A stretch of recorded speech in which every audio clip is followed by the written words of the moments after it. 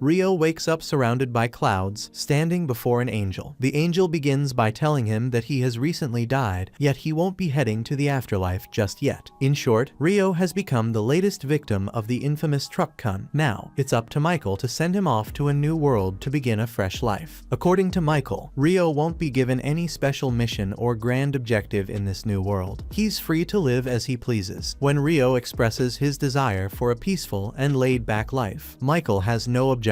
But before sending him off, Michael needs to give Rio a quick overview of the world he'll be reincarnated into. The world is called Phi, a magical land where about 20% of the population can use spells tied to their natural elemental affinity. In Rio's case, his strongest affinity is with a water element. Since Rio asked for a peaceful and laid-back life, Michael went ahead and prepared a cozy little house for him. As a starter kit, he included 2 tutorial books, a knife, and even placed a protective barrier around the house to keep monsters at bay. As part of his beginner's kit, Michael has provided Rio with an ice house stocked with enough food to last 2 months, ensuring he won't face hunger anytime soon. Additionally, Michael included a guidebook containing detailed information on every monster Rio might come across in the region. While this will be useful for dealing with the forest's creatures later, Rio's current focus is on testing out his newfound magical abilities. He steps outside and shouts the spell, "Water come forth," which instantly forms a sphere of water in his hand. Magic turns out to be much simpler than he imagined. Even more surprising, he can cast the same spell just by visualizing the water ball, so saying the incantation isn't actually required. Now that he's confirmed he can use magic, he heads straight to the bathhouse and begins filling the tub with water. However, he quickly notices a problem. He only knows how to produce water, and there's no way he's going to enjoy a bath that isn't hot. So, he goes outside and tries to build a fire to heat the water manually. The only issue is, he has no clue how to start a fire this way. After a while, he gives up and lies on his back in defeat. But as he stares up at the sun, an idea hits him. Rio grabs a basin, fills it with water, and begins focusing on it, trying to compress it while drawing out the heat. Slowly, ice starts to form. With a bit more effort and practice, he manages to shape the ice into a makeshift magnifying glass. Using it, he harnesses the sunlight to start a fire. With the fire finally going, he heats up his bath, which was filled with ice water. By the end of his first day, he's finally able to unwind and enjoy a proper soak. Now that he's mastered making ice, Rio realizes the opposite should also be possible. If he can remove heat to freeze water, he should be able to add heat to create warm water. This becomes his next goal, something he'll need to practice in the coming days. The following morning, as Rio eats breakfast, he starts to think. With only 2 months' supply of food from Michael, he knows he'll need to hunt soon to restock. But he doubts a mere knife will be enough to fend off the forest monsters, so he resolves to begin practicing his attack magic. His first attempt is launching a water ball at a tree, and it works exactly as he imagined. But a small splash of water won't do much in a real fight. He remembers a way to increase the water's force, so he gathers another ball, this time compressing the water into a focused point for more pressure. The idea is sound, but his control isn't strong enough yet. His water jet barely has more power than a toy water gun. Rio recalls something Michael mentioned before his reincarnation. Magic relies heavily on imagination. The clearer the image in his mind, the better the result, and he just needs to keep refining it through practice. After several days of non-stop training, Rio's water jets are starting to take shape and look decent. However, they're still far from powerful enough to take down a monster. Rio has also figured out how to produce hot water, allowing him to enjoy warm baths whenever he likes. However, he's still working on fine-tuning the temperature, as his control isn't quite perfect yet. The next morning, he decides to practice his ice magic once more. This time, he attempts to conjure ice directly from the air, though it's difficult and takes nearly 3 minutes to form. He finally succeeds in creating ice out of nothing. However, unlike water, he struggles to launch it with the same ease. Combat training hasn't been going too well so far. None of the spells Rio has come up with have had much impact. Still, he spends the next few hours pushing himself, practicing non-stop until he finally collapses from mana depletion. Figuring he's reached his limit for the day, he calls it quits. But the very next morning, as soon as his mana is fully restored, he jumps right back into training. This routine becomes Rio's daily life over the next few weeks. Thanks to all his hard work, he can now create ice instantly, making it a reliable offensive spell. With his new set of attack magic finally ready and his food supply starting to run out, Rio ventures into the forest for the first time to begin hunting. He quickly notices notices a set of animal tracks and decides to follow them, which leads him to a nearby river. While exploring the area, he comes across some quartz by the riverside, something he can use to start fires by striking it against the edge of his sword. He also takes the opportunity to collect some detox herbs, just in case he needs them later. But suddenly, a deep growl rumbles from behind him.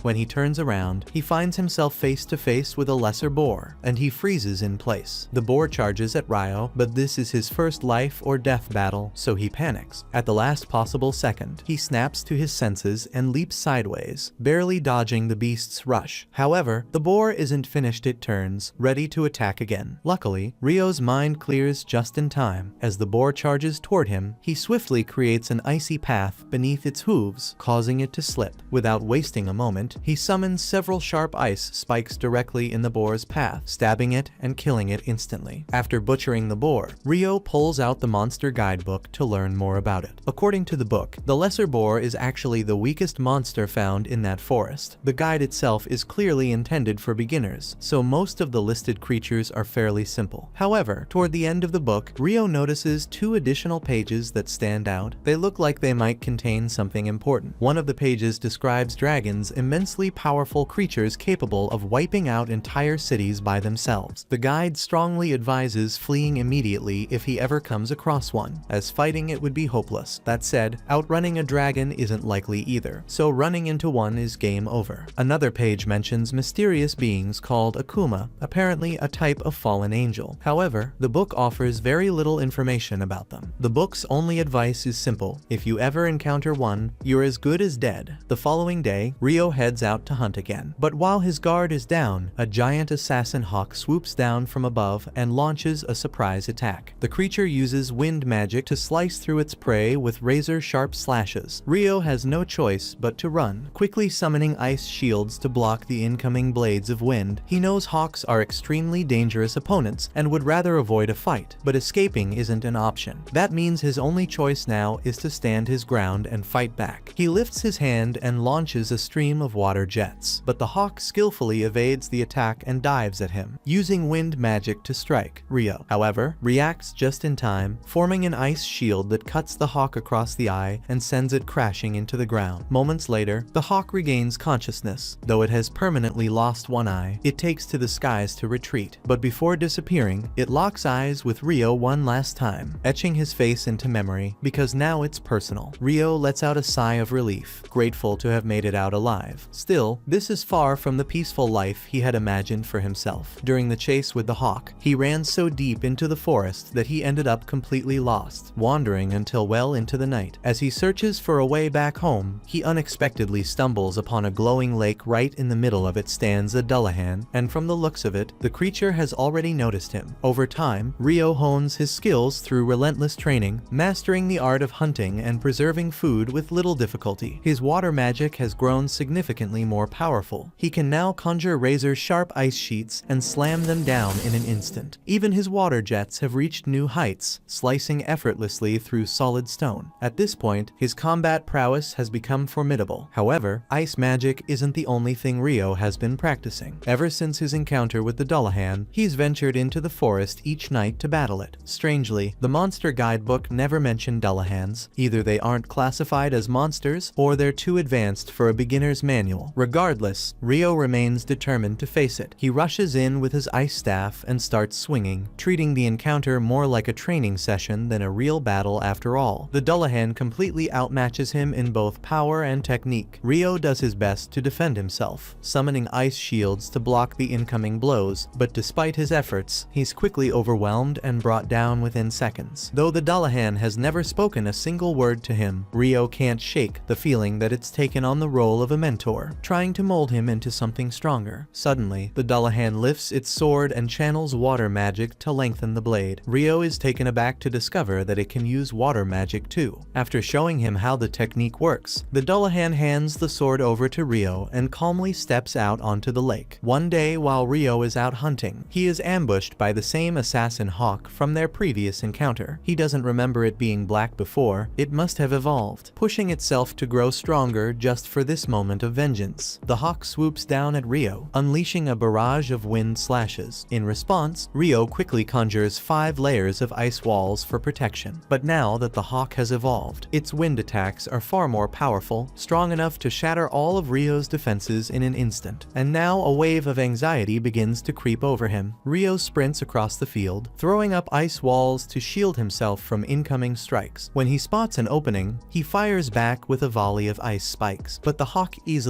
evades them, surging forward with a sudden burst of speed, and that's not the only surprise it has in store. The hawk lets out a piercing screech at a frequency that disrupts Rio's magic, causing his ice shields to vanish and leaving him nearly unprotected. But the hawk isn't finished, yet it hovers menacingly in front of him, and Rio senses that a major attack is coming, though he can't predict when. Moments later, Rio can feel electricity in the air as a bolt of lightning is shot straight at him, and an attack like that would have been fatal. But luckily, he was able to use a stick as a lightning rod and jump away to save himself. As Rio struggles to shake off the lingering shock, the hawk swoops down, aiming to deliver a fatal strike with its sharp claws. At the last moment, Rio summons his ice blade and deflects the attack. They exchange several more blows, but Rio remembers his intense training with Dullahan, so he spots an opening in the hawk's guard and drives his sword straight through its neck. As the hawk crashes to the ground, Rio slowly walks toward it, feeling a sense of understanding. He knows what it's like. The hawk lost an eye because of him, and ever since, it's been driven by the need to prove it was stronger, pushing itself to evolve. But Rio has also been working hard to grow stronger, and in the end, despite everything, the hawk was still defeated. Afterward, Rio starts making his way home, but to his complete surprise, a dragon suddenly appears before him. Remembering what the book said about dragons being unbeatable, he's convinced this is the end for him, but to his surprise, the dragon speaks to him through telepathy. It doesn't seem aggressive at all. In fact, it explains that it's just passing through, searching for a black hawk that passed through the area. The dragon simply wants to know if Rio has seen it nearby. Relieved that the dragon isn't hostile, Rio quickly realizes it must be referring to the hawk he just defeated. Nervously, he apologizes and explains that the hawk attacked him first, leaving him no choice but to fight back and end its life. The dragon is in shock that a human like Rio was able to defeat a hawk, though he doesn't appear particularly bothered by it. What really catches his attention is the sword Rio carries. He immediately recognizes it as the Fairy King's blade. For the Fairy King to entrust such a weapon to a mere boy, Rio must have done something to earn his favor. The dragon has grown fond of Rio, and Rio, still lacking much knowledge about this world, was hoping to ask him some questions. The two end up chatting for several hours, well into the evening, but their conversation is eventually interrupted as the dragon says he must return home. Rio expresses his gratitude for the dragon's answers, and the dragon thanks him in return, saying it's been a long time since he's had such an engaging conversation. They part ways with a warm farewell, but meanwhile, up in heaven, Michael is going over the documents related to Rio's reincarnation when he suddenly spots something he had previously overlooked. It turns out Rio was granted a hidden trait, something Michael hasn't seen since he sent a girl to that world 10,000 years ago. In Rio's case, the trait is eternal youth, and Michael finds it rather unusual. Rio heads to the beach, craving salt grilled seafood, but he's shocked to see a giant shipwreck. He notices a man's dead body, which makes him feel sad, but then he suddenly hears another man's grunt, relieved and happy to realize someone is still alive. Abel remembers how the ship was destroyed by a giant sea monster, and when he wakes up, he's surprised to find himself alive. He looks around and sees his belongings placed next to the bed, so he grabs his sword and walks out of the house. Rio arrives and greets him. Abel is surprised that he couldn't sense him at all. Judging by the way Rio is dressed, he assumes Rio has nothing else to wear, but quickly realizes he shouldn't think poorly of the man who saved him. He introduces himself and thanks Rio for saving him, but Rio mentions that all he did was bring him home, so there's no need to thank him. He shares the sad news that, unfortunately, no one else survived. Abel realizes their bodies must have also washed ashore. He reveals that they were all smugglers, so Rio doesn't need to worry about them, but this shocks Rio. However, before Abel can say anything else, his stomach growls from hunger, so Rio invites him to lunch. While eating, Abel learns that Rio doesn't own any clothes, which surprises him, so he asks why he doesn't buy new clothes, but he soon realizes that since Rio has no money, he can't procure necessities. He thinks he might might have offended Rio, but he mentions that there aren't any towns around here, so he can't just buy new clothes. Abel realizes he must have gotten the food by hunting, which impresses him, and he wonders if Rio used the knife to hunt. But Rio reveals that it's only for self-defense and cleaning whatever he catches, because he uses water magic for hunting. Abel is impressed because even in the central provinces, only about half of the population can use magic, and he is part of the ones who can't. Rio remembers Michael told him that the percentage of the magic users is 20%, but Abel is unable to understand his mumbling.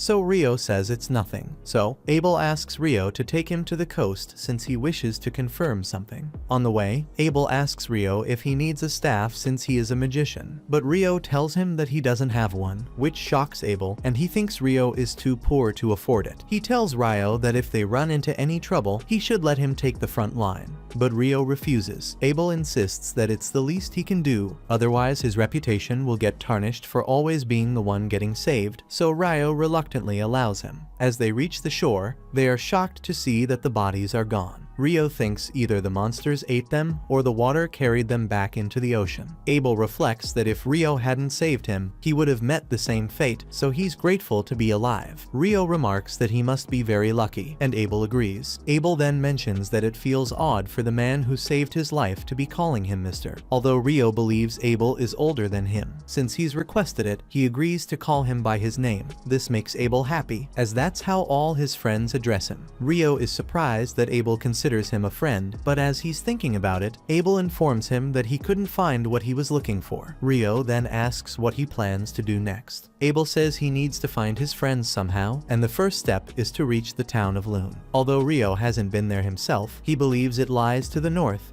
and that they'll need to trek across that side of the island. Abel then gets an idea and decides to recruit Rio as his guide. Rio agrees, on the condition that he gets at least one day to make his preparations. Rio realizes he won't be able to continue his dream of living a slow life. At night, when he tells Abel that he needs to bid farewell to someone, he is surprised since it's very late, but Rio mentions that the person is only available at this time. As he leaves, Abel remembers how he earlier said that no one else lived around there, but he thinks perhaps he wants to pay his respect to someone, and maybe he wasn't always alone on the island. But nonetheless, it's not his job to intervene in Rio's personal matters. Sometime later, we see that Rio has actually gone to bid farewell to the Dullahan, saying he will be leaving the forest of Rondo for a while, but he feels grateful for the training he has received that has enabled him to survive. He knows he will be away for a while, so he decides to use all his power in their last sparring session. Rio charges forward with full force, but the Dullahan easily deflects all his attacks, leaving him exhausted. Before leaving, the Dullahan gives him new clothes, which makes Rio very happy and promise to wear with pride. The next day, they finally begin their journey, and Rio wears his new outfit, which fits him perfectly. But on their way, they soon run into a lesser boar, so Abel tells him to stand behind him and observe. He charges at the boar, and activates the combat skill called Total Impalement, which creates a hole in the boar's abdomen, and it dies on the spot, impressing Rio. He wonders what sort of skill it is, so Abel thinks a magician like him must have seen it for the first time, but it's very common for swordsmen and other people who use weapons to fight. The next morning, as they resume their journey, Abel hears a sound, and they notice two lizards in the marsh. Abel thinks they'll be difficult to deal with in the water, so they decide to take another route to avoid them. As they move along the alternate path, Rio senses that the lizard folk are following them. He informs Abel, who realizes they have no other choice but to fight. Rio tells him that there are a lot of them, so he'll use his magic to take them out. Abel reminds him that he doesn't have his staff, but Rio simply chants a spell and kills them all with icicles, shocking Abel. Together, they take out all the lizard folk. After the fight, Abel asks Rio about the spell, noting that the wind magicians he knows can only cast a single spell per invocation. Rio suggests that maybe it's different for water magic before they resume their journey. Rio uses magic to summon water so they can stay hydrated. However, Abel notices that Rio used a different incantation than before, which makes Rio nervous, and he quickly changes the topic, saying Abel must be imagining things. After walking for a bit, Abel gives Rio a coin, and he's surprised to see it since it's his first time seeing this world's money. So Abel explains that it's a bronze florin used in the kingdom of Knightly, where Loon is located. He further explains explains that in the central provinces, each mints their own coins, but they all use the same denominations, and Knightly is one of the 3 major nations, with the other 2 being the Debuhi Empire and the Handelu Federation. Rio finds the name Debuhi a bit strange, so Abel wonders if he has a problem with the nation. Rio clarifies that he just finds the name a little unusual. He explains that a nation's name is very important to its people, since they have to introduce themselves everywhere as being from Debuhi, which does sound odd. Rio admits he wouldn't like to introduce himself like that, and Abel thinks he's overthinking it a bit. After some time, they finally get out of the forest, but as they are walking, Abel notices a rock moving, so he gets ready to attack. But Rio creates an ice wall, which blocks the rock.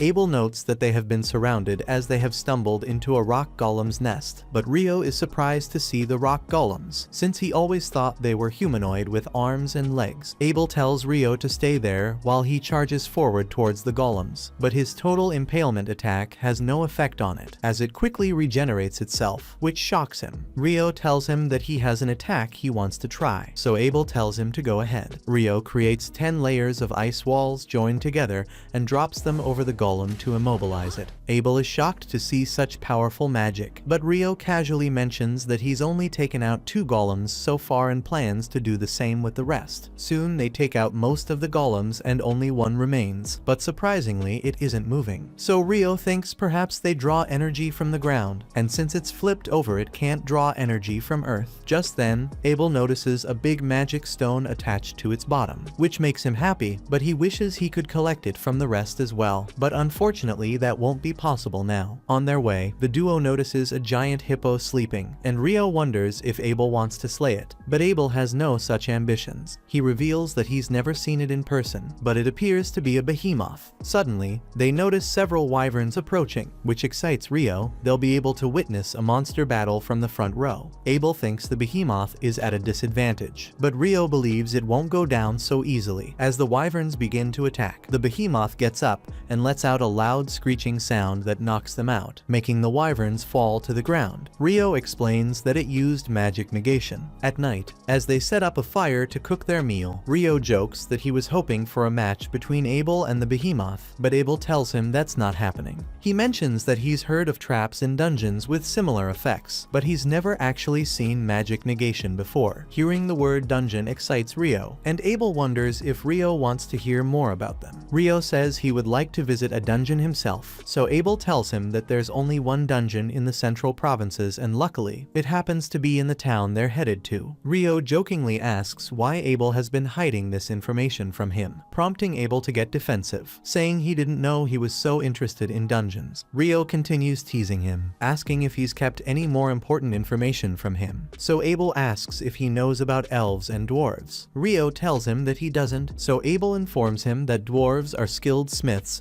and they are good at fighting. Also, Loon has a few of them. He further explains that Loon only has one elf, while the rest are settled in the woods, which they never leave, so Rio thinks it's just the way he has pictured, but Abel doesn't believe him since he has never been outside that island. The next day, Rio continues to lead the way and reveals that across the mountain, they'll find a human settlement. Abel wonders how he got this information, so Rio recalls how the dragon told him everything. He tells Abel that it's better if he doesn't know, and he calls his source of knowledge beyond humankind. As they walk, they suddenly sense something approaching from behind. In that moment, a giant griffon appears, leaving Abel in shock, who is frozen in fear. But Rio quickly takes some meat from his sack and throws it into the air, and the griffon grabs it and flies away. They're both relieved to have survived. Abel notes that he was completely stunned, while Rio admits they might not have made it if they had tried to fight it. Abel thinks they aren't built to fight such monsters, and he notes there aren't many reports of anyone running into behemoths or griffons for centuries, so he thinks something is wrong with this place. Rio finds it a bit rude, and he thinks maybe humans aren't looking hard enough, so Abel thinks perhaps these frozen mountains have been keeping them out of human territory. As they're walking, Rio suddenly remembers that the wyverns that attacked the behemoth came from the direction they're now traveling. Soon, they spot some wyverns feeding on their prey, and Abel notes that they can't fight them. It usually takes around 20 experienced adventurers to take down just one, and even then, there are often casualties. Rio thinks that even if they try to avoid them, they'll likely encounter more along the way, and they won't be able to avoid fighting forever. Rio wonders if it would be easier to fight the wyverns while they're on the ground, and Abel agrees. agrees, thinking he can use his sword more effectively that way. So Rio steps forward to engage them. He summons several ice spikes to stab the wyverns, and Abel follows up with his total impalement technique. However, the wyvern's screams attract more of their kind. Rio uses an ice attack from above to bring them down, and Abel quickly finishes them off. After the battle, they collect the magic stones. Abel admits he can't believe how easy it was, while Rio wonders if Abel was hoping for a life and death battle just to get his heart racing. Just then, another flock of wyverns is on the way. They both prepare to fight, knowing they have no choice but to defeat them in order to keep moving. After successfully taking them all down, they reach the top of the mountain and are overjoyed to see a human settlement on the other side. After defeating so many wyverns, Rio feels confident, and he believes he wouldn't mind if they came across more of them. But Abel finds this ridiculous because he thinks it would be best if they never ran into those dangerous creatures again. Abel admits that it was surprising how they managed to collect so many magic stones from the wyverns, but he suddenly stops talking as he realizes that they have traveled quite far north. Though Abel is completely clueless about where exactly they've ended up, Rio nervously hopes that they haven't accidentally entered the Debuhi Empire, but Abel quickly reassures that this isn't the case, since the Empire is farther north. Rio is relieved, which makes Abel curious about why he seems to hate that place so much. Rio tells him that he has nothing personal against the Empire, but he simply dislikes the name, which Abel finds rather odd. Just then, Rio notices a road cutting through the landscape, and Abel observes that it's running east to west, so he looks around carefully and recognizes the area. Rio finds him lost in thought and asks if everything is alright, so Abel explains that if they follow the road west, they will soon reach the town of Kailati. This news excites Rio because he really looks forward to sleeping in a proper bed, but Abel thought Rio wanted to fight even more wyverns. Rio quickly explains that those are two completely different things. Abel mentions that the food in the town of Kailati is delicious and insists Rio should definitely try it. This makes Rio even more excited to visit this new town. A while later, they arrive in Kailati and head to a nearby tavern. While they're sitting there, Abel suggests that Rio should register with the Adventurers Guild, but Rio has no idea what that means. Abel explains that guild registration will serve as his identification, allowing him to enter different towns and countries without paying any entry fees. Abel says that when they arrived in the city, he acted as Rio's guarantor and paid a silver coin as the entry fee, but Rio jokingly asks if it was part of a sneaky plan to make him a servant. Abel keeps trying to convince Rio to join the guild, explaining that they can sell magic stones and monster materials there for a good price. Otherwise, Rio would have to become an alchemist to use those things, which would be a huge hassle. Rio is surprised that they have alchemy in this world, but he's shocked even further when the waiter brings his plate of curry rice to their table. He thinks to himself that, in most Isekai stories, the protagonist has to travel a lot in order to find curry, but somehow it already exists in this world. Abel asks Rio what he's mumbling about, so Rio says it's nothing and takes the first bite, but it's so tasty that he can't stop himself from devouring it in seconds. Rio orders another plate and asks Abel if they have curry like this in Loon. Abel confirms that they do. He is glad that Rio enjoyed it, and he admits that it was quite tasty. Even the next day, as they leave the town, Rio continues to praise the curry they had the last night, and he asks Abel to spill the beans about the best desserts in town. Abel is caught off guard and doesn't know how to answer, so he just says he'll think about it. They continue their journey, and after spending a few days walking, they finally see the town of Loon from a distance. As they reach the city gates, the guard recognizes Abel and says everyone was worried since he'd been missing for months. Abel explains that he managed to safely return thanks to Rio. The guard excitedly shakes Rio's hand, grateful that he saved his friend. Abel then pays the entry fee, once again acting as his guarantor. The guard then asks if they will be heading straight to the guild, and mentions that Abel's friends are currently out of town, but once they return, they will be shocked to see him. Once inside the city, Abel suggests they head straight to the guild to register Rio as an adventurer, since Abel can help him rank up. Rio is curious and asks what that means. Abel explains that new adventurers usually start at rank F, but with the endorsement of a B rank or higher, they can start at rank E or even D. Rio quickly realizes that this means Abel must be above B rank, which makes him feel proud. While Abel gets shy and quickly changes the subject, Abel goes on to explain that higher ranks allow access to better quests, which also means better rewards. He recommends ranking up, though he adds that Rio probably won't need to worry about money anyway, since they will earn a lot by selling the wyvern magic stones. Rio wonders if the magic stones are really that valuable, and Abel explains that they're actually quite rare. Selling them all at once could even crash the market, but he trusts the guild will know how to handle it. They finally arrive at the guild, where the receptionist, Nina, is shocked to see Abel that is still alive. Soon, all the adventurers gather around him, and Rio realizes that Abel is actually pretty popular. Rio thinks he should give them some space and steps outside the guild to enjoy the fresh air. Just then, an elf girl walks past him and notices Rio wearing the Fairy King's outfit. She mentions he must have impressed the Fairy King quite a lot. Rio is unable to answer properly, so she says she's in a hurry and perhaps they will meet again sometime and walks off. A short while later, Abel takes Rio back inside the guild, where he tells everyone that he survived only because of Rio, who will soon be registering as an adventurer. Abel hopes they will all look after him. Rio is happy to be the center of attention as the others praise him for saving Abel. Moving on, we see Rio's registration process, and Abel says he wishes to recommend him for D rank, but Nina is shocked, since this is the first time anyone from his party is recommending an adventurer. Abel says Rio is very talented, but Nina tells him that she has no problem with it, though according to the rules, they must present some kind of physical proof of strength. Abel says that he was hoping to speak to the guild master about it, so Nina goes to inform the guild master about their request while they wait in the meeting room. When Nina shares the good news, the guild master rushes over, eager to see Abel with his own eyes. He had been very worried about him. He then notices Rio and introduces himself as Huma Glass, the guild master of Loon. He thanks Rio, making him feel a bit awkward, and Rio simply says he was just in the right place at the right time. Abel tells Hugh that he wants to endorse Rio for a rank up, so Hugh asks about the required proof. Abel confidently assures him that Rio is actually stronger than he is. Abel shows him the magic stones, and Hugh realizes that their green color means they belong to wind elementals. Based on their size and vivid glow, he suspects they might be from wyverns, which Abel confirms. Hugh is shocked, finding it hard to believe they managed to collect so many, since fighting that many wyverns would normally require an entire army. He worries that if such monsters were to attack the city, it could be completely destroyed, but Abel reassures him there's no need for concern, as they encountered the creatures far to the south of the Malefic Mountains. Rio is surprised to hear the name, so Abel tells him that earlier, after they found the road to Kailati, he realized where they were. Hugh reveals that it is said no one has made it through those mountains alive, and even experienced adventurers don't go there unless they have a very compelling reason. Hugh can't believe they defeated all those wyverns by themselves, but now that he has seen the physical proof of Rio's abilities, he has no objections to the rank up request. Suddenly, Abel's party, the Crimson Sword, arrives at the guild. Abel goes to catch up with his old friends, while Rio heads off to finish the rest of the registration process. As Rio enters the guild master's offices, he starts to wonder if he truly deserves the D rank. Hugh explains that while Abel is very gifted, even he can't take down a wyvern alone, so if Rio helped defeat several, he must be exceptionally talented. As Hugh pats Rio on the back to congratulate him, he's surprised by how strong Rio's body feels for a mage. Just then, Nina arrives with the paperwork and properly introduces herself before starting Rio's registration. She begins the short interview by asking his name and confirming that he's a mage. Then she asks about his magic element, and he tells her it's water. When she asks where he lives, Rio explains that he just arrived in the city. Nina lets him know that for the first 300 days after joining the guild, he's allowed to stay in the guild's lodgings. Nina asks if he's ever been in a dungeon before, and he admits he hasn't, so she tells him about a monthly introductory dungeoneering course, which offers a full guide for new adventurers and tips on what to watch out for. When Nina asks if he's interested, Rio excitedly says yes. She lets him know the next course starts in 2 days and says she'll sign him up. Nina tells him to be at the meeting room on the 3rd floor at 9 o'clock that day. When Rio looks surprised, Nina adds that there's a clock in town to help him keep track of the time. With that, Nina wraps up the paperwork, but Rio gets confused when she says it's time to start the actual registration. She asks Rio to place his hand on a crystal, and the device instantly creates his guild card, which she then hands to him. Nina congratulates him on officially becoming a registered adventurer. As they leave, Hugh feels relaxed because he was really worried about Abel, since things looked quite grim in his absence. He thinks he would never want to experience that again, which makes him thank Rio even more because he saved them all. He remembers he hasn't informed someone about Abel's return, so he immediately grabs his communication device to make a call. Meanwhile, Abel takes Rio on a walk, and when Rio asks where they're going, Abel tells him they're off to get his rewards for helping him get back to the town. Abel mentions he wants to buy Rio some new clothes and a staff. Rio thanks him but admits he doesn't understand why Abel keeps mentioning a staff. Abel explains it's because he is a magician, but Rio tells him he can cast magic without one and he can also use his sword in close combat. Abel is shocked to hear that and asks about the sword, so Rio shows it to him. However, Abel thinks it looks more like a knife than a proper sword. He worries that he might have hurt Rio's feelings, but Rio doesn't mind at all. Instead, he asks for Abel's help since there are still many things he doesn't know about this world. Rio soon learns that a day here is 24 hours, a week has 7 days, and a month has 30 days, basically the same as on Earth. He's surprised to learn that clothing is also measured in centimeters. It feels like too much of a coincidence, and Rio starts to wonder if there might be some kind of connection. Maybe someone else was teleported to this world before him. That would explain why so many things are the same as his home planet. Abel then invites him to his party where Rio is the guest of honor, and he introduces Rio to everyone as his savior. The next morning, Nina walks with him and asks if he had fun last night. Rio says he did, but admits he's just a little exhausted. They soon arrive at the guild dorms, and as they enter the room, they see a guy doing push-ups. When he notices Nina, he gets flustered. She tells them that Rio will be their new roommate, and the two introduce themselves as Nils and Ito. After reminding Rio about his class, Nina leaves. Nils comments on how beautiful she is, while Ito says they should stop being so formal with each other. Just then, Nina returns with another newcomer who will also be joining them as a roommate. Ito thinks the new guy looks pretty young, and Ammon confirms he's just 16. Sadly, after losing his parents, becoming an adventurer was his only option to make a living. Nina tells Rio that Ammon will also be taking the basic dungeon course with him, so they should go together, which they both agree to. Meanwhile, Abel's friend Lynn can't believe that a mage could create a thick ice shield. She thinks they're usually too thin and can be shattered by something as simple as an air slash. She also insists that using it midair to attack an enemy is completely impossible, but Abel tells her that Rio did exactly that. Lynn explains that magic can typically only be conjured close to the caster, so none of it makes sense to her. Still, the priestess says that if Abel is saying all this, then it must be true. However, Lynn fears that if Rio were to ever turn against them, it would be a big issue, or if he joins the kingdom as an enemy. Abel assures them that it won't ever happen. When they ask how he can be so sure, he explains it's because Rio hates the kingdom's name. The next day, Rio is taking dungeon class. The instructor announces that they've finished their introductory lessons on dungeon exploration. That afternoon, they will venture into the first floor of a real dungeon. Ammon appears quite nervous about this prospect, so Rio advises him not to put too much pressure on himself, otherwise he will exhaust his energy before they even begin their dungeon exploration. When the instructor asks if anyone has questions, Rio raises his hand and asks if there's a way to instantly travel to a dungeon layer you've already cleared. The question impresses the instructor, though he explains that only certain dungeons in the southern provinces have that feature. He adds that such dungeons don't exist in Lune, as far as he knows, since he's only heard about them through rumors. Ammon is impressed by Rio's knowledge and thinks it's no wonder he reached D rank, but Rio quickly changes the subject, saying he just heard it from someone else. In the afternoon, as the newbie adventurers prepare, they learn that the city is essentially built around the dungeon. They're told that every few years, the number of monsters inside increases drastically in an event known as the Great Tidal Bore. The instructor adds that during this time, some monsters can reach the surface, which is why they has double-layered walls for protection. Rio realizes that the outer wall is meant to protect the city from outside threats, while the inner wall defends against monsters from the dungeon. Ammon, already feeling nervous, thinks it sounds like a disaster waiting to happen, but the instructor reassures them that it only happens once every few years and insists there's nothing to worry about for now. As they enter the dungeon, Rio notices that Ammon still looks tense, so he tries to reassure him by saying they're all in this together, so there's nothing to worry about. The instructor tells them that there are no dangerous monsters on the first floor, so they're free to explore the starting area. As they walk a bit further, they spot something and stop. Rio tells Ammon that he'll hold it in place with his ice magic, and Ammon should take the chance to attack. They soon come across a soldier ant, and Rio remembers from the beginner's guide that the easiest way to kill it is by striking the base of its neck. He then fires 8 ice lances to pin the ant down and urges Ammon to go and finish it. Ammon rushes forward and, standing near the ant's neck, delivers a powerful strike that cuts it off, which makes him feel very confident in his abilities. He thanks Rio. In response, Rio tells him to collect collect the magic stone as a trophy from their first expedition. Ammon asks if that's allowed, and Rio explains that as adventurers, it's only natural to collect magic stones. They earn their living from the dungeon. After all, when they finally dig out the stone, both of them feel proud and happy with their success. That night, they return to the guild to celebrate their first dungeon visit and their first kill. Nils says he wishes they could have some alcohol, but Ito explains that the guild doesn't serve it, and they're not allowed to bring any from outside either. He thinks it's probably meant to discourage adventurers from drinking. Nils argues that the rules are too strict since they're just celebrating their achievement. Ito changes the subject, saying he's impressed they managed to defeat a soldier ant on their very first dungeon excursion. Ammon thinks they only succeeded because Rio pinned the ant down, giving him the chance to strike. But Rio praises Ammon's skill with the sword and tells him not to downplay his abilities. Nils is happy they managed to get the magic stone, while Ito asks what their plans are for tomorrow. Ammon says he wants to visit the dungeon again but doesn't feel confident going alone, so he's unsure about it. Rio offers to go with him and suggests they try reaching the third floor, which Ammon eagerly agrees to. Rio finds it odd that an ant showed up on the first floor, and Nils mentions that normally only bats are found there. Ito tells them that there have been reports of ants appearing on the first and second floors over the past few months, which makes Rio wonder why they were there. Suddenly, Abel approaches from behind and joins the conversation, explaining that the ants can dig tunnels all the way up to the first floor. Rio thinks veteran adventurers shouldn't sneak up on rookies, especially since his friends look clearly startled, but Abel says he was just sharing some expert knowledge to help them feel more relaxed. Abel tells Rio's roommates that while Rio is strong, he has some personality issues, so they should look after him. Rio feels he shouldn't be bothering them like this. When they realize Abel is from the Crimson Sword, Nils quickly jumps up, proudly saying he's an F-rank swordsman and that Abel is his hero. He asks if they can shake hands, and Abel happily agrees, filling Nils with joy. Abel then advises them not to push themselves too hard, reminding them that survival is every adventurer's top priority. Nils promises to remember that, but Rio can't help but wonder why Abel showed up so late at the guild hall. Abel explains that their last quest was tougher than expected and took longer to complete. He says they just got back, but then his party members show up and are surprised to see him there since they were supposed to report to the guild master. Abel makes an excuse, saying he's just doing his duty by guiding the newbies, but his friend Warren picks him up and throws him over his shoulder. Abel calls out to Rio for help, but Rio says reporting the mission is important, and as the party leader, Abel should do his part. Abel doesn't like that response and jokingly calls Rio a traitor. Before leaving, Lynn walks up to Rio and silently stares at him for a few seconds without saying a word. A few minutes later, Rio's friends talk about how impressed they are by the Crimson Sword party. As they praise Abel, Rio doesn't understand why they're so interested in him. Meanwhile, as Abel is being taken to the guild master, Rigia tells Lynn not to stare at people, thinking about how she was watching Rio, but Lynn replies that anyone would be curious after hearing Abel praise him. Abel then tells them not to worry, they'll soon see Rio's power for themselves. The others just think he's trying to act cool. The next morning, Ammon is excited to head back to the dungeon, but Rio reminds him to take it slow. There's no need to rush. Once inside, they quickly encounter monsters. Rio fires ice lances at them, while Ammon, feeling more confident, reacts quickly when a wolf lunges at him, slicing through its body with ease. Another wolf tries to sneak up on Ammon, but Rio hits it with more ice lances, giving Ammon the chance to finish it off. With each fight, Ammon grows more confident in his abilities. After they finish off all the wolves, Rio tells Ammon that his swordsmanship reminds him of Abel. Then he recalls that Ammon once mentioned his teacher was a former adventurer from his village. Ammon explains that his teacher's name is Kiro, and he trained at a well-known school in the capital. Rio says he believes Ammon has the potential to become a great swordsman like Abel. Ammon, in turn, is impressed that Rio, despite being a mage, seems so knowledgeable about swordsmanship. Rio explains that he used to train with a mentor, but since his style is original, he doesn't know if he's skilled in it. Rio asks Ammon if he's ready to continue exploring. Ammon says yes, but Rio thinks he should rest a bit longer since his fighting style still seems quite exhausting. He suggests that Ammon start running regularly to build up his stamina, and recalls how Abel used to train first thing in the morning. Rio adds that even the most talented fighters have to practice hard, which motivates Ammon to push himself even more. The next day, Rio heads to the library, hoping to learn more about alchemy. The receptionist hands him a few introductory books. One is a beginner's guide, and the other is a recipe book filled with useful information. information. After finishing the reading, Ryo thinks he'll need his own copies if he wants to take alchemy seriously, though he wonders how much they might cost. Suddenly, the entire town goes dark as an eclipse covers the sky. But something feels off, like the whole world has shifted. Ryo senses someone behind him and quickly summons multiple layers of ice walls, just in time to block a fire attack from an unknown enemy. As the dust settles, Ryo sees a demon girl. The demon seems surprised that a human got caught up in this, though she casually adds that it doesn't matter. She's going to kill him soon anyway. From the power behind her attack, Ryo realizes she's an Akuma. He knows he should run, but he isn't sure if escaping is even possible in a situation like this. The Akuma girl forms a massive ball of fire, and Ryo quickly summons multiple ice walls again. However, he notices they aren't holding up as well as before. She blasts a hole through the wall and fires a wind bullet at him, but Ryo manages to dodge, avoiding a direct hit to the heart. She's surprised he was able to block her hellfire, and even more shocked when he dispels her wind lance. Then she notices the robe he's wearing and realizes it came from the Fairy King. Annoyed, she decides she'll have to get her hands dirty and fight him up close. The Akuma charges in to finish him off, but Ryo isn't ready to give up. He draws his sword and begins blocking her strikes with determination. She mocks him for being too slow, so he follows up with ice attacks, but she dodges them with ease. Ryo quickly realizes she's using wind magic to move at such high speed. She suddenly jumps into the air and launches a powerful attack, but Ryo manages to block it just in time with his sword. Ryo thinks that as long as he stays on the defensive, she won't be able to land a hit. He also feels that her strikes are nothing compared to the harsh training he endured with the Dullahan. The Akuma notices he's wielding the Fairy King's sword too, and starts to question what he really is. She begins forming a fire attack, but Ryo dispels it with an ice lance before she can launch it. Shocked by his speed, she wonders how he's casting so quickly and calls him a monster with incredible abilities. She realizes how dangerous he is and charges at him with full force, but Ryo dispels all her attacks and pushes her back before launching massive ice spikes in her direction. In response, she uses raw power to create two concrete walls from the ground, blocking all of his attacks effectively. Just as the Akuma girl thinks she's completely safe, Ryo launches a surprise attack from above, injuring her shoulder and cheek. He rushes in to press the advantage, but quickly realizes she's already healed from the damage. While he's momentarily distracted, she sends him flying into a nearby building. The Akuma girl believes she's won the fight, but suddenly, water droplets begin to fall from the sky. As soon as they touch her, they start burning her skin, and she screams in pain. Enraged, she unleashes a massive wave of bloodlust. But fortunately for Ryo, the eclipse ends just in time. She introduces herself as Leonore, but Ryo already knows she's an Akuma. She's surprised he's aware of her kind's existence, which means she should have killed him, but she knows it's impossible to defeat him within the time limit. Leonore tells him she enjoyed the fight and looks forward to seeing him again, but Ryo doesn't feel the same. Still, Leonore insists they'll meet again because of how strong he is. Even if she can't return, he might encounter others like her. This leaves Ryo intrigued, realizing there are more Akumas in the world. Before leaving, she warns him not to get himself killed because now his life belongs to her. Leonore also hopes to be stronger the next time they meet, then suddenly vanishes from sight. Ryo feels glad to be alive and believes it's all because of this robe. Otherwise, there would be a hole on his shoulder. He decides his next step is to buy those books, so he heads off to withdraw some money from his account. After withdrawing money from his account, Ryo feels happy, realizing he's quite rich from selling those wyvern stones to the guild. He thinks he won't have to worry about making a living anymore, but when he returns to their room, he finds no one there waiting for him. He decides to head to the bookstore to buy the alchemy books, but on the way, he suddenly spots some adventurers bullying his friends in the street. Ryo hears the leader telling Ryo's group they should always be ready for an attack, since monsters don't give warnings. But before he can finish his point, Ryo knocks the bullies out with precise ice magic. Their leader, Dan, gets angry and tries to punch Ryo, but Ryo easily dodges and hits him with the handle of his sword, hitting him so hard he ends up vomiting. Then Ryo gives his friends magic potions to help them heal quickly. Still, he notes that they must be exhausted and suggests they all go to the hot springs to recover. Later at the hot spring, Ito heals his shoulder injury using healing magic. Ito is surprised that Ryo was hurt despite being so strong in battle. Ammon asks what Ryo was fighting earlier, but Ryo avoids the question, saying he'll tell them another time when he's ready. The next day, Ryo's friends head to the dungeon, and together they manage to defeat several monsters. But Ammon gets wounded fighting the goblins, so Ito uses lesser heal to cure his wounds. Ammon thanks him, and Nils thinks it was a close call because they narrowly survived. So Ito adds that goblin archers shouldn't be on the 5th floor. Nils suggests they should call it a day and head back to the surface while splitting their winnings 3-way as usual, which surprises Ammon that they are already leaving. Nils says they shouldn't push their luck any further. His motto is that survival is their top priority, which makes Ito wonder if he got that from Abel. Nils argues that it's only logical to prioritize their lives, and everyone agrees. Ammon then thinks that if Ryo had come with them, things would have been much easier. But Ito points out that a party is usually made up of members with similar skill levels, and they're no match for him. Outside the dungeon, Ryo thinks he needs to improve his skills and turn his weaknesses into strengths. He has no other choice. He also recalls Leonore's incredible speed during their fight and suspects she used wind magic to close the distance, which makes him a bit jealous. Still, he reminds himself there's no point chasing what he can't have. Instead, he should focus on what he can do. He wonders if there is a way to move quickly using water magic, and the first spell that comes to his mind is Water Jet. He remembers that he has used it underwater to surface before, but so far he hasn't used it on land, so he decides to test it. Ryo creates a thick layer of ice on the ground and tries to imagine ice coming from all points in his back to propel him forward. He creates a total of 256 water jets behind him, but he isn't successful, leaving him disappointed. However, he reassures himself that it's a work in progress, and the next time he will try with over 1,000 water jets. He decides to visit the library to read more on akumas and alchemy. Meanwhile, Lynn reads through the forbidden spellbooks but can't find any information on the spells Abel said Ryo could use. She thinks it's impossible to create a thick ice wall in mid-air or ice spears strong enough to pierce a wyvern's defenses. The only explanation she can think of is that they're original spells, but in her mind, only the Empire's Inferno magician is capable of creating something like that. Syrah arrives and is surprised to see Lynn there. Lynn says she was looking for something but unfortunately didn't find it. Curious, Lynn asks if she was away on a quest. Syrah replies that she went on a mission to the royal capital and tells Lynn she should go now. The envoy is waiting for her. Meanwhile, Nils struggles to talk to Nina. She comments that they came back rather quickly, so Ito explains about the archer goblins on the 5th floor. When Nina sees the magic stones, she realizes they're telling the truth and quickly rushes off to inform the guild master. She thanks them for sharing such important information. Nina informs Hugh about the recent discovery, and he notes that those monsters aren't supposed to appear until after the 10th floor, so it's a serious warning sign. He asks if there are any B-rank parties currently in town. Nina tells him that both the Crimson Sword and the White Brigade are around. Hugh asks if the brigade's main force, led by Phelps, is present. She confirms they returned from an excursion 2 days ago, so they should be in town. Hugh then tells her to summon both groups. He'll meet them in his office. A short while later, Abel hears that the White Brigade is coming too, and he's not happy about it since he doesn't know how to deal with them. But Rihia points out that he's known them for a while now, so he should understand them well enough. Lynn thinks Abel is always whining, and tells him he should learn from Warren. When they arrive at Hugh's office, they see the White Brigade is already there, and Phelps greets Abel. Abel returns the greeting with his usual response. Hugh thanks everyone and assumes Nina has already filled them in, but he repeats the key point: goblin archers have been spotted on the dungeon's 5th floor. Abel asks how reliable the information is, and Hugh says it's 100% confirmed. The adventurers who saw it brought back the magic stones as proof. Phelps then asks what they're expected to do, and Hugh explains that he wants them to enter the dungeon and check for any signs of a dungeon stampede, which refers to the explosive growth in monster population. Hugh explains that it's been 10 years since the last one, so they're likely due for another soon. Rihia believes the appearance of goblin archers on the 5th floor could be an early warning sign. Hugh then adds that they'll be paid 100 gold coins up front and 200 more upon completion. Abel asks if their only job is to confirm whether it's really happening. Hugh explains that if it is, they must immediately return to the surface so the dungeon entrance can be abandoned and double walls set up in a joint effort between the guild and the regional knights. He adds that he's already informed the local lord about the quest and shared the defense plans. Abel thinks that's a lot of preparation. Abel figures that Hugh must truly believe the dungeon stampede has already begun if he's making such detailed plans. Hugh agrees, saying it's better to be over-prepared. If it's really happening, they'll need every available force. He tells them to be ready, as they'll head out tomorrow morning. He's already issued a notice closing the dungeon to other adventurers. Finally, Hugh asks if they're willing to accept the quest, and both parties eagerly accept the challenge. The next morning, at the guild dorms, Rio gets ready to head out, and the others wonder where he's going so early. Rio says he's heard the Northside Library is very advanced, so he plans to study alchemy and secretly hopes to find more information about akumas. Ito mentions that only D-rank adventurers are allowed there, but Rio is already prepared for that. Ammon then wonders if the rumors are true about the library having forbidden texts. However, Ito points out that Rio needs to be B-rank to gain access, which leaves him a bit disappointed, but Nils encourages him, saying he'll qualify soon enough. The others also start getting ready to head to the dungeon and wish Rio luck before he leaves. A little while later, Rio arrives at the library. He thinks the southern one was bigger, but he likes the atmosphere here. Suddenly, he spots the elf girl he met in the city a few days ago. Meanwhile, both parties arrive at the dungeon entrance. Abel notices that the White Brigade has only half as many members, so Phelps explains they only brought C-rank adventurers or higher. When the guild master asks if they're ready to open the gate, Abel stops him. He has a bad feeling. He then tells Lynn to use her wind magic to scan the first floor. Lynn uses her magic to scan the area and sees over 100 monsters just on the first floor. They realize the dungeon stampede has already begun. Hugh immediately orders his men to alert the knights and close the city gates, as the monsters will be coming out any second now. At the guild, Nils, Ito, and Ammon notice that the dungeon is closed for the day and wonder if it's connected to yesterday's issue. Just then, a messenger arrives and announces that the dungeon stampede has begun. According to emergency protocol, all adventurers must head to the walls to help stop the monsters. Meanwhile, Rio meets the elf girl, who introduces herself as Syrah. She asks what brought him there, and Rio says he wants to study alchemy, which she finds fascinating. He explains that he hopes to create a golem, which impresses her even more since it's a very difficult task. Unfortunately, Syrah doesn't know of any books specifically about golemcraft, but she says there are some that could help him learn the basics. Syrah tells Rio to follow her and asks if he likes reading. He says he loves it, but hasn't been around books in a long time. Syrah jokes that he makes it sound like it's been decades. Rio then asks if she's an elf, which she confirms, adding that she's also an adventurer in a B-rank party called Wind, though she's the only member. That reminds Rio of what Abel said about there being only one elf in town. Syrah mentions that it's unusual for an elf to live in a human settlement, but she's glad she did because it led her to meet him. She then takes Rio to the section where he might find books on golemcraft. Meanwhile, the city gates close as they try to seal off all access to the dungeon. Realizing the monsters are coming, everyone takes their positions. Suddenly, the dungeon door breaks as a horde goblins go outside. Hugh quickly orders everyone to launch long-range attacks to weaken them before they get too close. They manage to hold off the goblins just long enough for Margrave Loon's knights to arrive, which gives everyone some relief. Hugh is glad he met with Commander Neville yesterday, but even so, the number of goblins is far greater than during the last stampede 10 years ago. Hugh grows more worried as the goblins keep coming out of the dungeon, slowly wearing down the adventurers and knights. Phelps tells his team to brace for a long battle, especially since they're only facing goblins so far. Abel and his team are fully prepared. He tells Lynn to conserve her mana, but also says that if she has any powerful spell that could help turn the tide, she shouldn't hesitate to use it. They soon run out of arrows, but fortunately, other adventurers arrive with more from all the weapon stores in town. Nils tells Abel he has a message from the guild master. A bigger threat is likely on the way, and he wants the Crimson Sword to be ready to handle it. Ammon helps distribute the arrows, while Ito focuses on healing the injured adventurers. After they finally defeat most of the goblins, Hugh tells everyone it's time to descend from the wall, and they follow his order, ready to go on the offensive. Lynn uses her wind magic to help them land safely, while a girl named Shenna creates a clay wall to block off the goblins. Abel and Phelps leap over the wall and swiftly take down the goblins, showing off their superior skills. They soon come across a huge goblin and realize it's the goblin general. Phelps thinks the battle will be over once they defeat it, but Abel notices there are 3 generals, which means the goblin king must be nearby. Abel quickly comes up with a strategy. He and Phelps will each take on one goblin, while Rihia and Shinna handle the third. They need to be quick so they can finish before the Goblin King shows up. They bravely face the challenge, but just as they're fighting the generals, Abel suddenly senses something and shouts for everyone to duck. A powerful air slash strikes them, and Abel realizes the Goblin King was willing to sacrifice his own generals to kill them. Watching the battle, Hugh thinks that only Abel's magic sword and Phelps's spear can defeat the king, but even with those weapons, they seem to be struggling against such a formidable opponent with so much raw power. As Phelps gets pushed back, he thinks things don't look good for them, but Abel suddenly steps in front of him and charges at the Goblin King using his perfect shadow technique. He then activates his total impalement technique and stabs the king in the chest. However, even after being pierced by the sword, the Goblin King doesn't go down, shocking everyone. Abel remarks that he didn't expect it to be that easy. Abel calls out to Lynn, and she unleashes her magic spell, Bullet Rain, which finally takes down the Goblin King. Everyone is relieved they succeeded. Phelps realizes Lynn had been preparing her ultimate move the entire time, and Abel explains that it's a powerful spell, but it requires a long incantation. Meanwhile, deeper inside the dungeon, something even more terrifying is sealed behind a door. As Rio returns to the guild, he notices the hall filled with adventurers all celebrating something, so he wonders what that's about. Meanwhile, Hugh wishes he could also drink and relax because he still has lots of paperwork to handle. He notes that on top of everything, the researchers from the royal capital will be arriving soon to conduct research on the recent incident, and although the dungeon will be closed for a month, he believes the aftermath of the attack will be much worse. A while later, Rio meets his friends, who explain the situation to him. He finally understands why they're drinking alcohol, even though it's normally not allowed in the guild. Nils excitedly tells Rio about Abel's expert swordsmanship and how he defeated the Goblin King thrusting his sword while signaling Lynn to unleash her ultimate spell. Ito adds that it was actually Bullet Rain, and it's supposed to be one of the most powerful wind spells there are. So Ito also joins the discussion by saying that only Abel was able to dodge it, but he wonders how he did that. Just then, Abel arrives, and he tells them that he used the sword skill Perfect Shadow, which is a technique for dodging any kind of ranged attack, including magic. Nils praises Abel for his heroic performance earlier, but Abel insists Nils was also great in his supporting role. Rio finds the name Perfect Shadow rather strange, and Abel had already expected him to say something like that. Their conversation is cut short by the sudden arrival of Lynn and Rihia. The girls tease Abel, saying they already expected him to be with Rio since he seems to be his favorite person, though Rio suspects they might be a bit jealous. Lynn asks Rio if he can really create ice walls in midair. He confirms he can, up to about 40 meters above the ground, which surprises her. Rio reassures her that it's not easy, it took a lot of practice. Lynn remarks that most people can't do it and asks if it's an original spell. Rio is unsure, so she rephrases, explaining that most magic is cast by reciting existing incantations. Rio explains that incantations are a matter of personal preference and vary from person to person, but Lynn still doesn't quite understand. Nils then reminds Rio the food will be gone if they keep talking, so Rio excuses himself. Abel explains that, according to Rio, incantations are used mainly for show,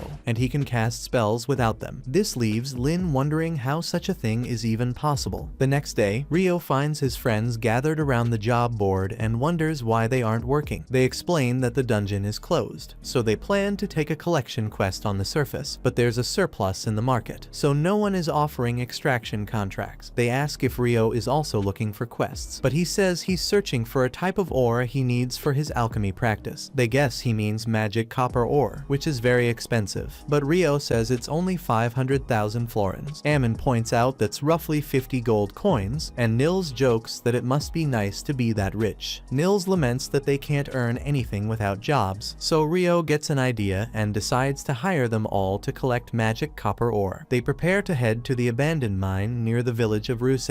About half a day's walk away, Rio offers each of them 4 gold coins, regardless of how much they collect, and an additional 25 gold coins for every piece of magic copper ore they find. His only condition is that they avoid unnecessary danger and return safely. Nils asks if Rio is really sure about this, but Rio points out that 37 gold coins is still less than what he'd pay for the ore in town. However, since it's not a guild job, they won't receive any credit for it. They all happily accept the mission, and Rio returns to his room only to hear some commotion outside. He looks outside and is surprised to see some soldiers bullying marrying a girl, and even more surprised that the one trying to protect her is none other than Dan, the same person Rio had taught a lesson to not long ago. As the knights try to take the girl away, Dan pulls her back and pushes them away. One soldier prepares to strike him, but surprisingly loses his balance and falls. Dan himself seems unsure of what just happened. The knight tries to attack again, but the same thing happens. He ends up on the ground once more. They wonder what's happening. Just then, Phelps suddenly arrives and demands to know what the knights are doing. They tell him not to interfere since he's just an adventurer, but he replies that he's also a nobleman, introducing himself as the heir to House Heinlein, realizing he's the son of the former commander of the Royal Knights. The soldiers are frightened and quickly flee. Phelps praises Dan for his bravery and tells him to take the girl to her friends. He then turns to Rio and asks if he's the one Abel has been praising so highly, introducing himself as the captain of the White Brigade. Phelps says Abel had told him about Rio, but after seeing his magic firsthand, he's certain Rio is truly talented. Rio feels nervous, so Phelps remarks that the knight must have simply slipped, trying not to reveal Rio's powers since he likely wants to keep them hidden. Phelps adds that during their recent mission, Abel was certain it would have been much easier to handle the great tidal bore if Rio had been there. They are then interrupted by Phelps' companion, who reminds him they're running late. Before leaving, Phelps thanks Rio again for dealing with the knights. As they walk away, Rio notes how strong they are, but wonders why the son of a marquess is working as an adventurer. Later that night, while Rio is enjoying his dinner, Abel interrupts him and asks why he's sitting alone. Rio jokes that he won't pay Abel's bill and that Abel should be treating him instead since he's the senior, but Abel knows how much money Rio has and refuses. When the chef asks what they'd like, Abel orders the daily special. Rio then asks why Abel is alone, teasing that he must be planning to visit the red light district later, catching Abel off guard. When Abel gets defensive, Rio asks if he has a special girl and if it's Lynn, but Abel says she likes Warren, then realizes he said more than he should. Rio remarks it's an unusual pair, but admits love comes in all shapes and sizes. He then asks if Abel is interested in Rihia, but Abel quickly denies it. Rio teases him for reacting like a middle schooler, a term Abel doesn't understand. When Rio again asks why he's alone, Abel decides to take him along. They head to the market, where Abel tells Rio that one of the investigators sent to Lune is an old acquaintance of his. The investigator is guarded by royal knights, but a few of them are corrupt and have slipped away tonight. Abel's task is to track them down before they cause any trouble. Rio suddenly stops Abel, pointing out some hooded adventurers he doesn't recognize from Abel's welcome party. Abel assumes they're here for dungeon exploration, but Rio reminds him the dungeon is closed. They follow the men into an alley where a hooded man tries to launch a sneak attack on Rio. He blocks it easily and quickly takes them all down with a couple of ice blocks from above. Rio finds them disappointing, expecting more of a challenge. While Abel notices an alchemy box, Rio gets excited, but Abel tells him it's for investigation. Abel learns that the men are actually C-rank adventurers from Jaclair, the capital of Handaliu, and wonders what they were doing there. He decides to hand them over to the city guards. Rio jokes that this is a rare accomplishment for him, but Abel says it's nothing new. Rio then asks if bragging about his adventures to everyone at the party counts as one, prompting Abel to ask how he even knows about that. Meanwhile, as Phelps is walking, the knights from earlier try to attack him in revenge. However, they are intercepted by Shenna, who incinerates them with her fire magic, leaving no trace behind, leaving Phelps impressed. Later, a group of men arrives in town and meets with Hugh, who isn't pleased when they ask him to reopen the dungeon for their investigation and to provide adventurers for their protection. One of the men, Clive Staples, explains that His Majesty has appointed Earl Harold Lawrence, the Minister of Domestic Affairs, as the new head of their research expedition, giving them full authority over the team while they're in the field. However, Hugh reminds them that some requests simply aren't realistic. Clive again emphasizes what it means to have complete authority, but Hugh thinks they've forgotten the meaning of unreasonable. Their leader apologizes for the food situation and says he'll arrange for supplies to be brought in from neighboring towns, but Clive insists the dungeon must be reopened. Hugh pauses for a moment, then agrees, on the condition that if anything happens to his town or its adventurers, the guild will not be held responsible. He firmly adds that if they can't accept that, the dungeon will remain closed. The man agrees. Earl remarks that they can hire adventurers at a good rate, but Hugh tells him it depends on the adventurers themselves. Before they begin the dungeon exploration, Hugh warns them that there are no records of the dungeon's condition after a great tidal bore, so they should proceed with caution. Meanwhile, Rio visits the place where Abel's party stays and thinks their cafeteria must be nice. Before he can go in, a girl approaches and asks about the guild, saying she needs to deliver an important letter there. Rio plans to eat first, but the girl insists. A little later, Rio takes her inside and she hands the letter to Abel, saying it's from Professor Hilarion. Abel reads it and finds that the professor wants him to support the court magicians in their dungeon investigation. Rio asks if the dungeon isn't closed, so Abel explains about the investigation party, a worried look on his face.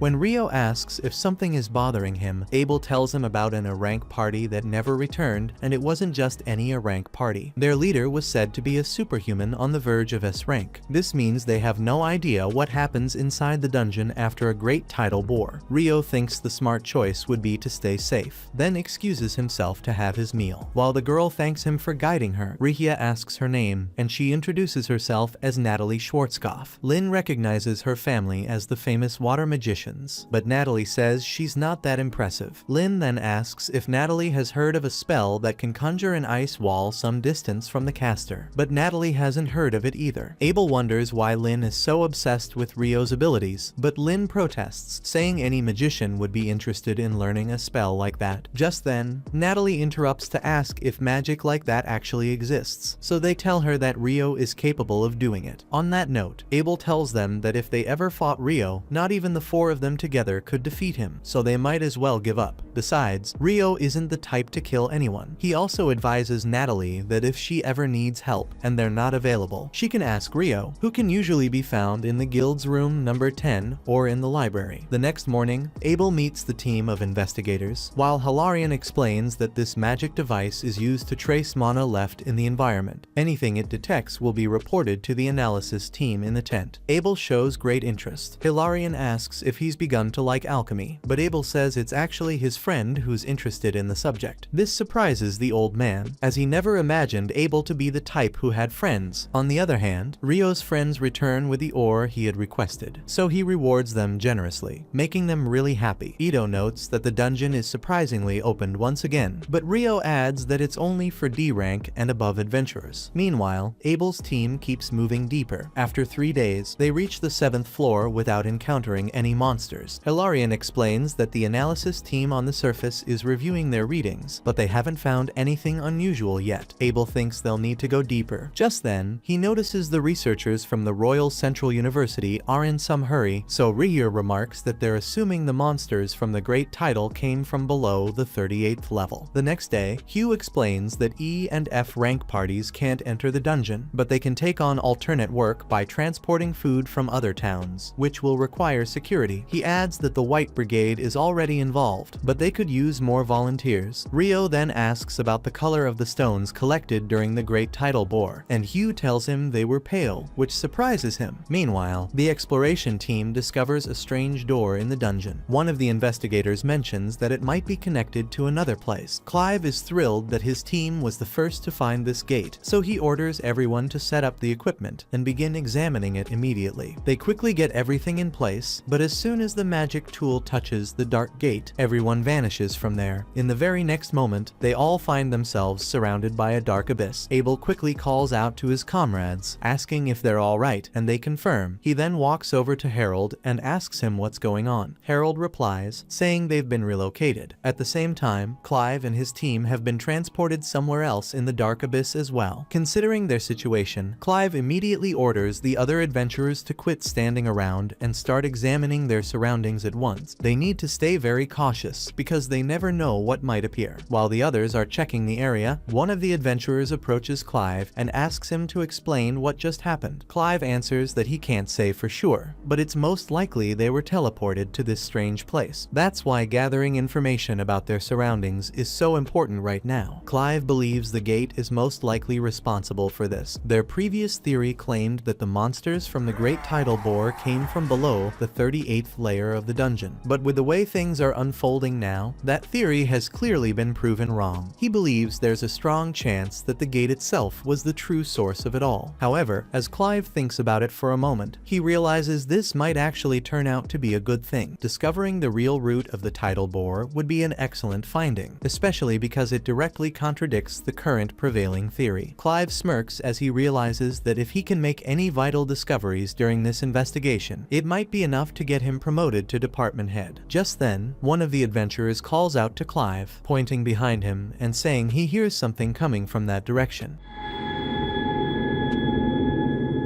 Elsewhere, Natalie and 2 other mages are busy trying to use their magic compass to track down where that group of adventurers was teleported, but they are thrown into confusion because each time the magic compass gives a reading, the result vanishes a second later. A few moments pass, and then the compass briefly shows that the adventurers are on the 40th floor, but just as quickly, the reading disappears again. At that moment, a man named Christopher Blatt walks in. He introduces himself as one of the organizers of the investigation and says he is also acting directly under the king's orders. He then asks the person in charge if there is anything unusual happening inside the dungeon right now. The mage in charge hesitates to answer, but Christopher notices this. He remarks that it's only natural to be cautious about sharing information since they belong to different organizations. But for now, he only asks them to share whatever they can to show how serious things have become. Christopher tells them that the adventurers who entered the dungeon just a few moments ago vanished right before his eyes.